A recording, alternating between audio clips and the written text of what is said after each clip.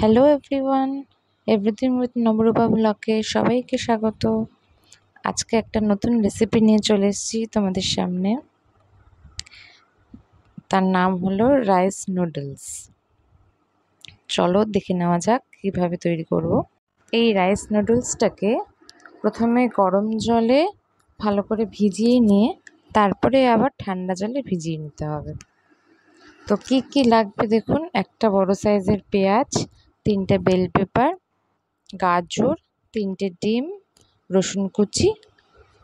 তো এবার fry pan বসিয়ে দিয়েছি, তার মধ্যে 3টে ডিম একে একে ফাটিয়ে দেবো।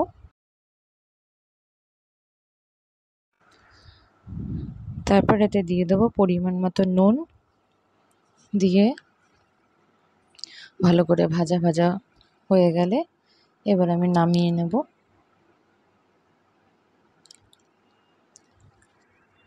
আমি আর অন্য কিছু নিইনি, ডিম দিয়েই করেছি।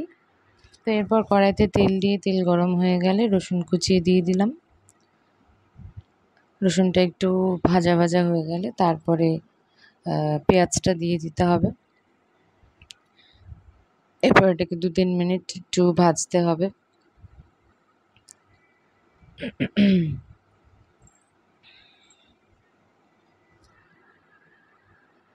তারপরে 3 রকম বেল পেপার দিয়ে দেবো একে একে। Red bell pepper, yellow bell pepper and green bell pepper. আর স্প্রিং অনিয়নটা রেখে দেবো, ওটা পরে দেব। এটাকে আবার গার্নিশার হিসেবেও আবার ইউজ করব। এবার এটাকে 5 মিনিট ভালো করে ভেজে নিতে হবে। এরপর স্বাদ মতো নুন দিয়ে তারপর 5 মিনিট এটাকে ভাজতে হবে।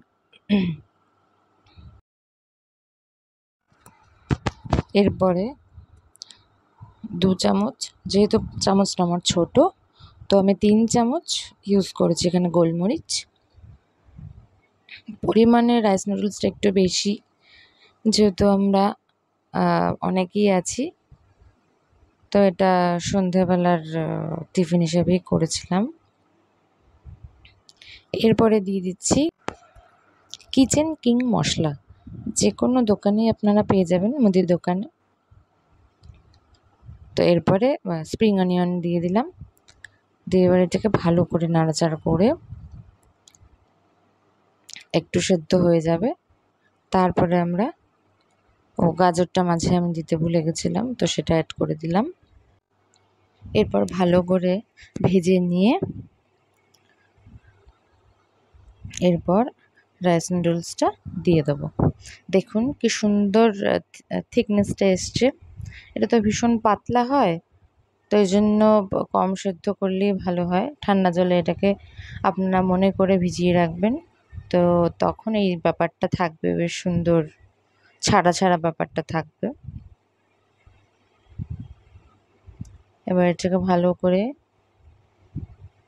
মিক্স করে নিচ্ছি। চাইনিজ রেসিপি যখন আপনারা বানাবেন, গ্যাসটাকে হাই ফ্লেমেই সবসময় রাখবেন, তো জিনিসটা খুব ভালো মতো হয় আর কি। এরপরে সোয়া সস দিয়ে দিলাম, কালারটা বেশ সুন্দর এসেছে। আবারও এটাকে নাড়বো। এরপর ডিম দিয়ে দিচ্ছি। আপনারা এটা অবশ্যই ট্রাই করবেন আর জানাবেন কেমন হয়েছে, কেমন লাগলো আমার ভিডিওটা। অবশ্যই আপনারা বাড়িতে ট্রাই করে দেখবেন। আমার তো ভীষণ দারুণ লেগেছে। এরপর গার্নিশের জন্য ওপরে দিয়ে দিলাম স্প্রিং অনিয়ন।